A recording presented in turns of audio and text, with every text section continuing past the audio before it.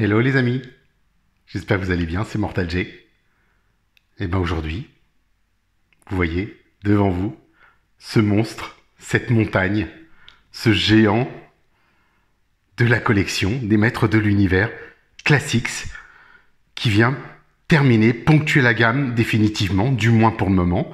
On espère qu'il y aura une suite, mais bon, voilà, il se trouve qu'il y a maintenant 12 ans de cela, Mattel avait lancé une gamme des maîtres de l'univers Classics qui faisait suite à une demande de la part de leurs partenaires qui s'appelaient les Four Horsemen, qui étaient des créateurs américains de pur talent, qui avaient déjà designé, on va dire, les personnages de 2002, de la série de 2002, quand il y avait eu un reboot des maîtres de l'univers. Et il se trouve que plus tard sont nés donc les maîtres de l'univers Classics, et donc cette année 2020 marquait la fin de cette gamme Classics avec l'arrivée des dernières figurines, donc Musclor, Skeletor, enfin les personnages du film, comme ça on va faire plus simple, les personnages du film de 1987 avec Frank Langella, Dolph Lundgren et bien sûr plein d'autres acteurs que on a eu le temps de voir. Ensuite, donc les Super 7 avaient récupéré la licence par Mattel et a décidé de nous offrir ce dernier cadeau, la montagne du serpent, le fameux château maléfique, la Snake Mountain, son nom américain bien sûr, puisque chez nous c'était le château maléfique.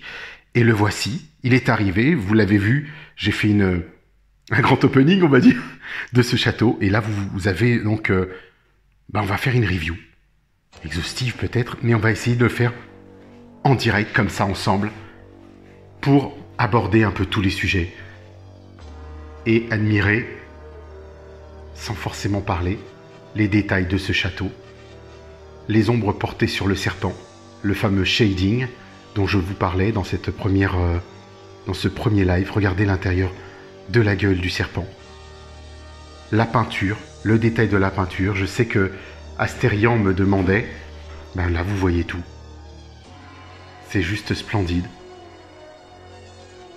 Donc il a bien été peint, comme Astérion me demandait, effectivement, c'est bien peint.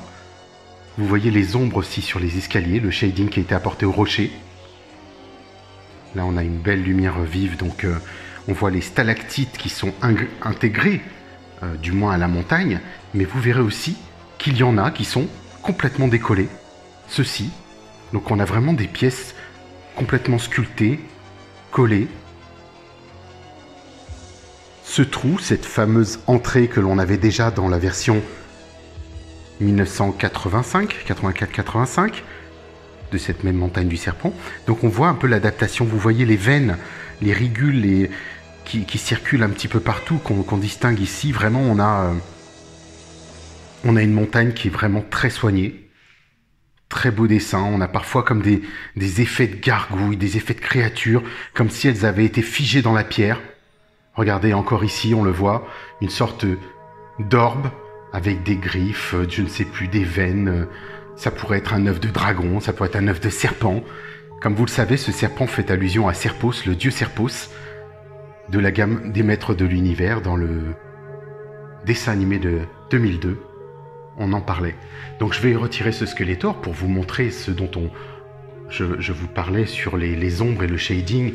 Peut-être que vous allez mieux le distinguer ici. Vous allez pouvoir vous rendre compte que il y a un effet de lavis usé, washed, qui est superbe, la porte cassée, qui se pousse, qui permet uniquement d'entrer.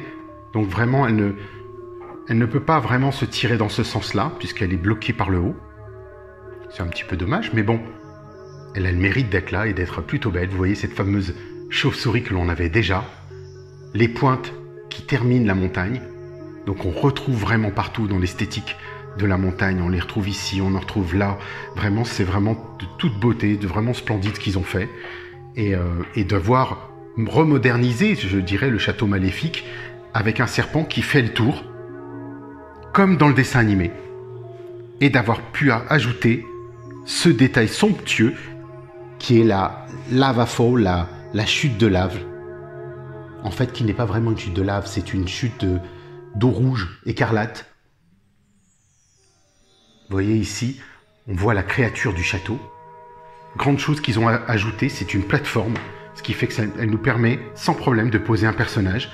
Donc je vous ai mis à l'échelle, bien sûr, un Skeletor, avant de vous faire quelques photos, des clichés de tout, et une Teela, pour que vous puissiez vous rendre compte de la taille. Donc là, on est dans des versions classiques, bien sûr. 7 pouces pour les figurines. Le fameux pont, qui n'était pas un pont-levis, on va dire un pont enchevêtré. Regardez les détails de ce pont. Idem, si on peut voir en dessous. Ils ont été jusqu'à faire les pics. Les cordes. La corde marron en dessous. Ce qui n'était pas forcément nécessaire. Et ils ont été poussés, le détail.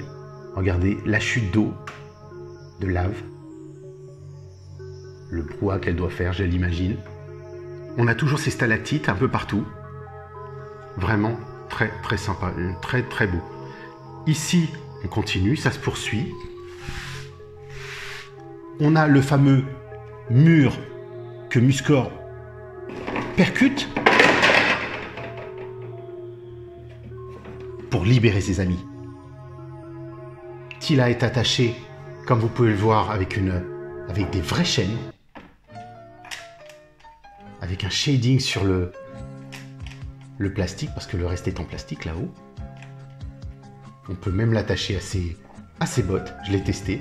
Alors j'ai mis cette Teela parce que je l'aimais moins, donc je l'ai puni. C'est pour punir Mattel de nous avoir fait une tête comme celle-ci.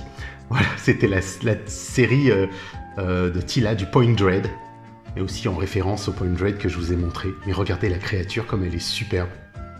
Ses yeux, cette sculpture, parce que ce n'est pas juste une peinture ou une étiquette comme avant. C'est vraiment peint et creusé à l'intérieur. Regardez le nez, la bouche bien sûr, comme à l'époque. Elle bouge. Regardez, on dirait un morceau de rocher, de caillou. Vraiment superbe. On pourrait quasiment mettre une figurine à l'intérieur. Pourquoi pas Teela, tiens, pour la peine. Et on remonte sur le fameux loup. Vous savez, le loup qui parlait, qui nous permettait de parler ou de faire parler la montagne.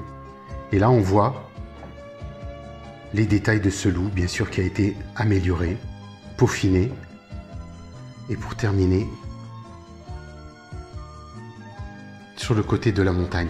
Donc comme ça, vous avez un éventail de la face avant de la montagne du serpent. Et je vais, bien sûr, vous présenter l'autre face tout de suite. Allez, c'est parti. Et voici, les amis, la face intérieure du château maléfique.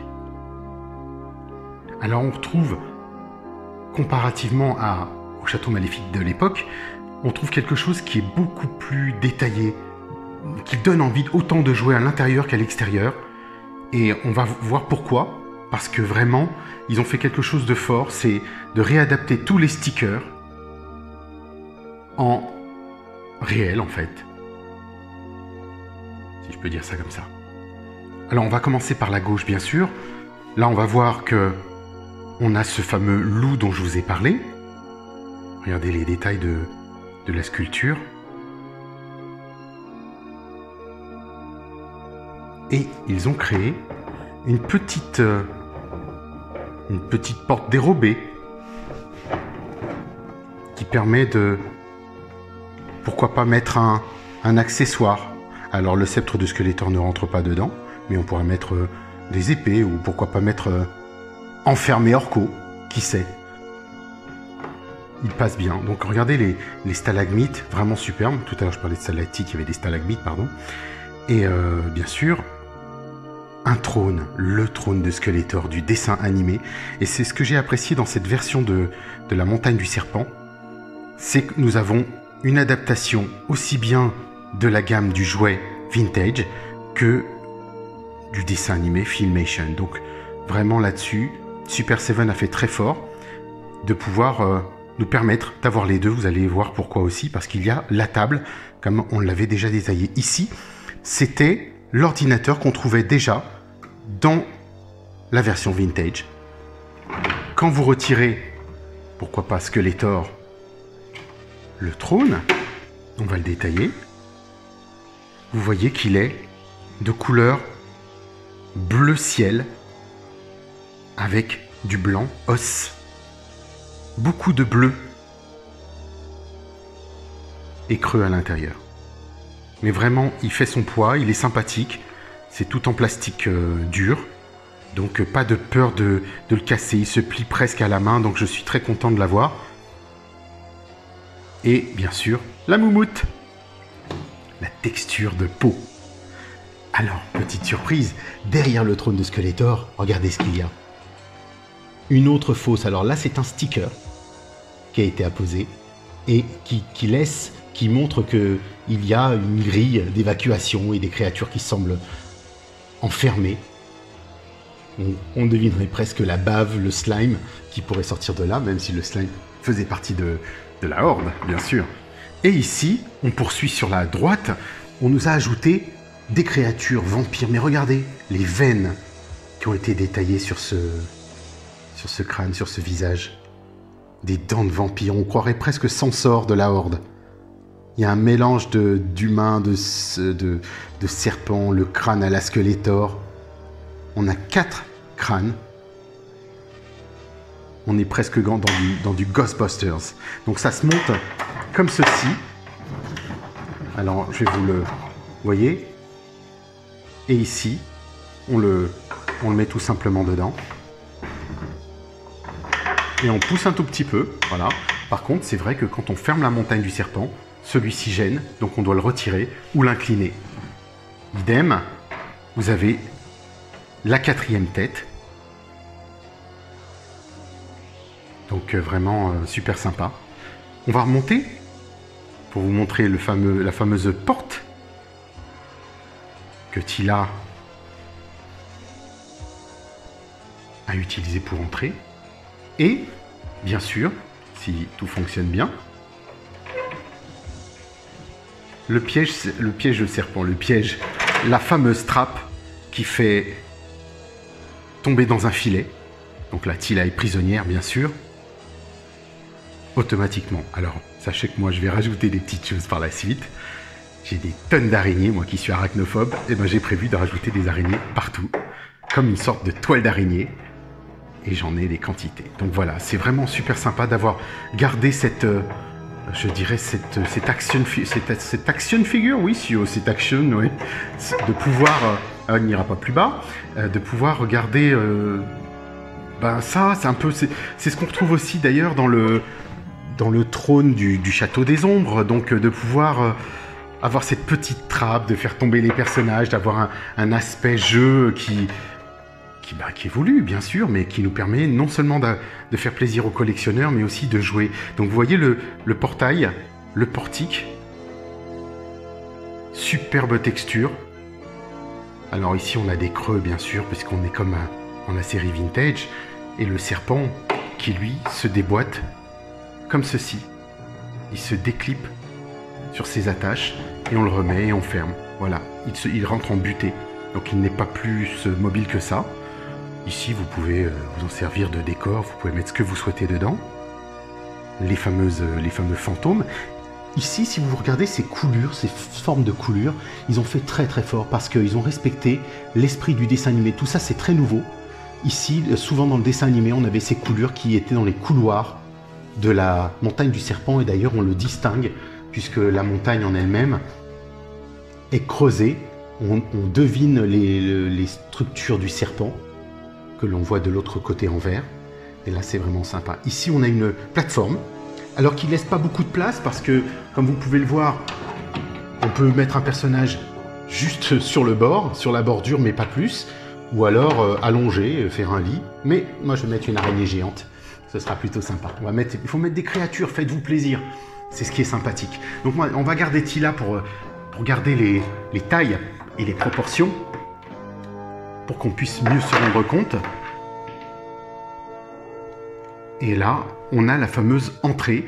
Et là, ils ont fait fort aussi parce que ils nous ont créé des escaliers, des marches, un décor au-dessus de cette plateforme, donc qui a le mérite d'exister, puisqu'avant, vous ne pouvez rien faire en fait. Et ici, vous pouvez carrément faire une scène, mettre un pantor, une créature qui peut entrer ou sortir, peu importe, à votre guise. Et là, toujours des stalagmites, encore des créatures, toujours beaucoup de détails. Et ça, c'est vraiment formidable ce qu'ils ont fait. Ensuite, énorme surprise. Ça, c'est je dirais l'abîme, le pit à créatures que nous avions en autocollant à l'époque, que je vous mettrai bien sûr. Et ici, eh ben, il est sculpté. Ce sont de vraies créatures en plastique dur, intégrées, collées, avec des tentacules. Et on peut, bien sûr, mettre des figurines à l'intérieur, se faire attraper par les tentacules. Et pour le gameplay, c'est génial. Ça va être superbe de pouvoir se créer des petites scènes comme ça. Pourquoi pas mettre le monstre au fond qui contrôle ces créatures et qui capture Musclor, Tila ou bien d'autres. Donc ça, c'est vraiment super sympa. Donc à l'issue, toujours en termes de proportion, vous voyez au fond une belle place, cet enfoncement qui permet de rajouter des choses, des petits décors, Regardez, c'est assez profond. Donc les créatures ont toute leur place. Et on pourra rajouter un Beastman, donc le monstre ici ou ailleurs, pour contrôler ses propres créatures. Donc vraiment très beau. On passera à gauche, toujours avec les Lava Falls, la fontaine, qui elle transparaît des deux côtés. Donc avec un bel éclairage, vous allez pouvoir vous amuser. Et effectivement, elle resplendit parce que je l'ai à peine éclairée, à peine mis, parce que là j'ai pris des photos. Et ben c'est vraiment superbe, donc l'éclairage est très sympa. Et bien sûr, comme à l'époque, on a l'échelle. Alors donc pas d'ascenseur pour monter dans cette montagne du serpent. On est à l'ancienne, une échelle avec des cordes, du chanvre. Vraiment à l'ancienne, mais très bien faite. Belle peinture aussi. Regardez comment elle se termine. Et puis là, le gros bonus aussi. C'est un vrai bonheur de la voir et de se rendre compte que ils l'ont fait et qu'ils l'ont réadapté. C'est la fameuse table des génies du mal. La table de Skeletor avec l'orbe, on va dire la boule de cristal, qui permet à Skeletor d'observer, de surveiller même tous ses adversaires. Regardez ça, en termes de proportion, elle est très belle, elle est lourde, elle a un certain poids qui est pas négligeable. Et on voit vraiment les proportions, on est bien adapté. Vous pourrez mettre le trône, bien sûr, si vous le souhaitez derrière, ou alors créer vos propres petites chaises pour pouvoir mettre les autres. Mais bon, faut mettre Démonia, Lézor, le monstre, Océanor, et les mettre debout. Regardez, c'est comme ils sont dans le dessin animé, donc vraiment superbe.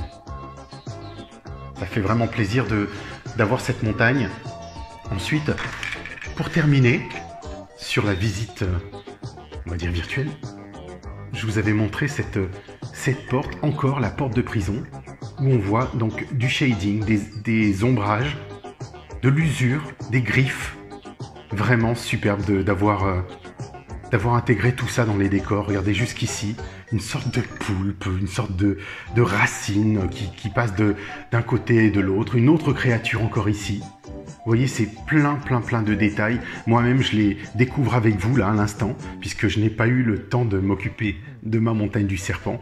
Alors, sachez que tout le monde a dit que ça ne passait pas, qu'un personnage avait de grosses difficultés à passer. Alors, c'est le moment de tester. C'est le moment de mettre Tila à l'intérieur en prison.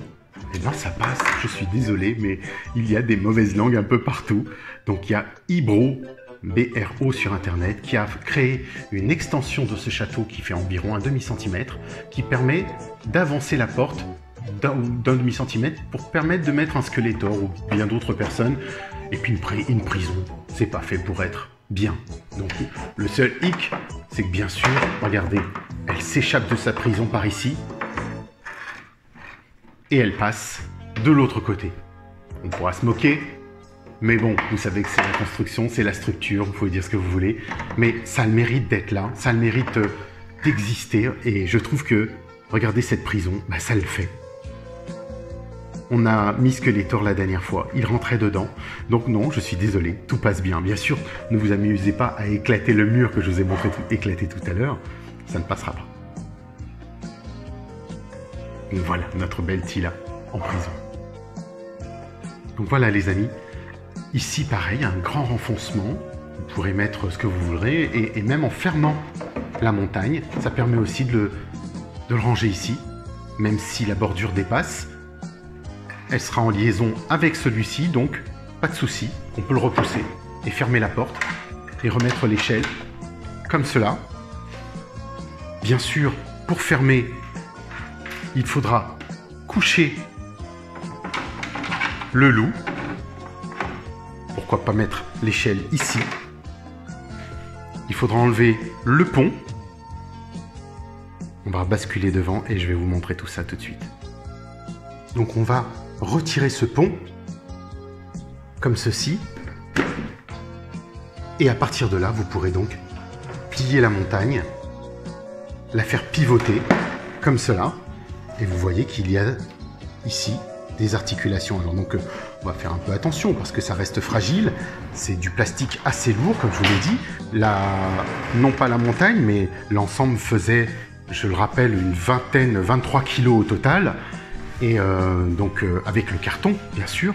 Et je veux que vous puissiez vous rendre compte qu'effectivement, on va pouvoir basculer un spectre, par exemple, vers le haut, pour pouvoir tout contenir. Admettons que je veuille réellement fermer et mettre le pont, je le mets ici. Je ferme, mais là, vous voyez que là-haut, c'est embuté. Donc, on va être obligé de retirer ce fantôme, de le mettre ici, et tout tient. Donc, tout passe bien à l'intérieur, on n'est pas obligé de tout détacher, et ça passe, les amis. Voilà ce que donne la montagne du serpent toute seule. Soit dans sa version Filmation, c'est vraiment super sympa. Alors, le point un petit peu négatif de ce montage, il est là. C'est qu'on n'a pas de décoration, on n'a rien du tout. Ils auraient peut-être pu peaufiner ici, réellement là, il y avait de quoi faire quand la montagne est fermée. Parce que ça lui donne un certain charme, bien sûr, de ce côté, mais de ce côté-là, en revanche, un peu moins. Vous allez voir, parce qu'on voit bien sûr le filet, l'intérieur, la porte, mais il est clair que cette montagne est vraiment beaucoup plus belle, complètement ouverte. C'est tout de même l'objectif. Et cette fameuse plateforme que vous pouvez mieux distinguer ici, qui va permettre effectivement de mettre par la suite des personnages debout, de pouvoir mettre des quantités de figurines. Pourquoi pas, comme je vous le disais, de mettre un personnage dans la gueule de la montagne. Ça tient, ça peut se faire. Donc, il n'y a que votre imagination qui fera le reste, de toute façon, on le sait bien. Mais vraiment, c'est une très très belle adaptation de la montagne des années 80. Très très beau, bel ensemble, je dirais, parce que on est gâté. Alors c'est vrai que c'est pas donné. Aujourd'hui, j'ai vu que ça coûte très cher. Certains le revendent 1200 €. Je crois que la plupart aujourd'hui, c'est un petit peu ce qu'on constate en termes de prix de vente. Donc c'est vrai que c'est pas accessible à tout le monde. L'avantage que nous avions au moment de la sortie ou de la commande, c'est que c'était justement précommandé et qu'on pouvait payer toute l'année, du moins sur Space, où je l'ai commandé en Allemagne, bien sûr, Space Figurine. Et je voulais remercier Sven de Space Figurine au passage, qui était le manager qui s'est occupé personnellement de mon colis, qui l'a signé. Et vraiment, Space, ça a été top, propre, bien emballé, protégé, et avec des petits bonus, des petits gadgets, donc vraiment super sympa. Merci encore à eux. Regardez la texture du sol avant le piège. Donc il y a du relief, il y a de la pierre, texture de pierre. Vraiment, c'est pas négligeable. Tout y est pour des heures et des heures de plaisir et surtout, vraiment vous faire enfin votre château adapté aux classiques. Et comme j'ai toutes les classiques, je peux vraiment aussi me faire plaisir, comme plusieurs de nos amis qui l'ont reçu. Voilà les amis pour la partie découverte. Et on va poursuivre. Allez, c'est parti. Bon bah les amis,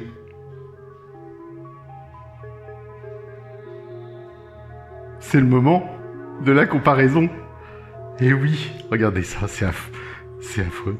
C'est affreux en même temps, c'est fou et magnifique en même temps. Regardez-moi ces proportions. On a un château qui fait en fait la moitié, 97 cm, je vous le rappelle, en hauteur. Et l'autre 47. C'est assez fou, hein. Regardez les détails qu'on retrouvait déjà sur le précédent. C'était très très bien fait. Vous constatez bien sûr que si la version classique ne passe pas sous la porte, et que le serpent pivote lui, mais qu'il n'entoure pas la montagne, alors qu'ici, Skeletor passe vraiment allègrement, tranquillement, il passe sans souci, mais que le serpent lui, à part éventuellement comme ceci, ne pivote pas. Alors si vous voulez vous amuser, on va tester. Voilà Serpos, qui peut mettre quelqu'un enfin dans sa gueule. C'est beau, hein? Donc voilà, en termes de proportion, c'est vraiment génial ce qu'ils ont fait. On retrouve vraiment, vous savez, la chauve-souris. On va pouvoir la comparer. Elle est largement améliorée, mais l'essence est là. L'essence est là. On retrouve, vous savez, l'orbe dont je vous parlais tout à l'heure, cette espèce de cœur, le cœur de la montagne qu'on retrouve ici. Ici, ils ont rajouté des stalagmites un peu partout. Voilà. Que l'on n'avait pas sur l'autre. Mais on retrouve bien cet ombrage qui est reporté ici, sur la version classique. Donc vraiment, très très belle réadaptation de la montagne. À l'intérieur, on peut distinguer que on peut accéder. Moi, je stocke aussi, hein, comme les autres. Et là, on voit la fameuse petite cage quand la porte est refermée. Donc on pourrait éventuellement simuler une autre porte de l'autre côté. Ben, je vais vous montrer l'autre façade et je vous dis à tout de suite. Et ben voici les amis. L'autre façade. C'est fou, hein? Regardez. Cet écart. On retrouve bien sûr le loup.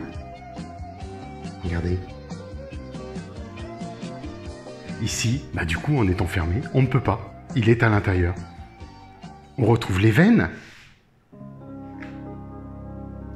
Ici, cette espèce d'orbe, de boule, avec des veines, et on les retrouve. Ici, les veines, mais pas d'orbe. La fameuse mâchoire.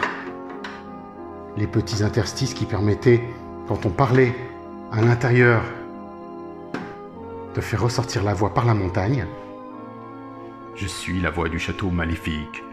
Vous vous souvenez? Et on retrouve ici la mâchoire. Regardez ce nez. Ce n'est pas un nez, c'est un cap. Non, c'est une péninsule. Juste splendide. Bien sûr qu'on retrouvait ici. Regardez les veines, sauf qu'elles n'étaient pas mises en surbrillance comme aujourd'hui. Et on retrouve bien sûr ce côté sombre, noir. Ici aussi. Et là, on a une belle descente qui vient terminer le château. Et ensuite, pour comparer, les maillons de la chaîne, tout était en plastique. Et ici, en métal et plastique. Alors, on ouvre tout ça? Allez, c'est parti. À tout de suite. Et voilà, les fameux autocollants que l'on avait à l'époque. Le filet, qui était bien présent. Pas de plateforme, bien sûr. Et en fait, je me rends compte en vous parlant qu'on avait déjà des gargouilles comme quoi on ne faisait pas attention. Regardez ici, à l'intérieur, ce qui était à l'extérieur se voyait aussi à l'intérieur. Et c'était vraiment assez impressionnant. Bravo à l'époque, bravo Mattel. Et la petite sortie, les grilles que je vous avais montrées plus haut, on les retrouve. Alors vous voyez bien sûr une araignée, une trappe, le fameux pit de créature, le puits, les douves, qui sont juste magnifiques. Et bien sûr qu'on retrouve dans cet esprit comme ceci. Et encore à droite, la fameuse plateforme. En haut, ce n'est plus un autocollant. Si, il n'y a que cette partie qui soit en autocollant. Il y a un sticker ici, qu'on retrouvait déjà de l'autre côté. Et tout le reste a été sculpté, moulé. Voilà ce que ça donne en termes de proportion. On pourrait presque la compléter, l'ajouter. Baby Mountain. Le fameux fil. Et le serpent qu'on pouvait bouger comme ceci. Il y aura une review à faire certainement. Hein. Le filet en parfait état aussi. Tout est... et la fameuse porte. De même. Bon, celle-ci n'est pas... Vous avez vu, ils ont rajouté, ils se sont permis. Elle n'est pas cassée ici. Et ici, elle est cassée. Enfin, elle est cassée volontairement. Le filet. Et la trappe. Comme ça, vous avez tout vu, mes amis. Mais écoutez, j'espère que cette review vous a plu. On va terminer sur ceci, en fait, voilà, tout simplement. Les châteaux maléfiques les uns à côté des autres. Je vous prendrai bien sûr des clichés de plusieurs personnages, décors, tout ce que je vais pouvoir en ressortir. Je vous dis à très très bientôt. Pensez au petit pouce. Allez hop, c'est le moment, hein. Allez, c'est parti. Le petit pouce. Abonnez-vous, bien sûr. Et puis, selon la formule consacrée des maîtres de l'univers, bon voyage.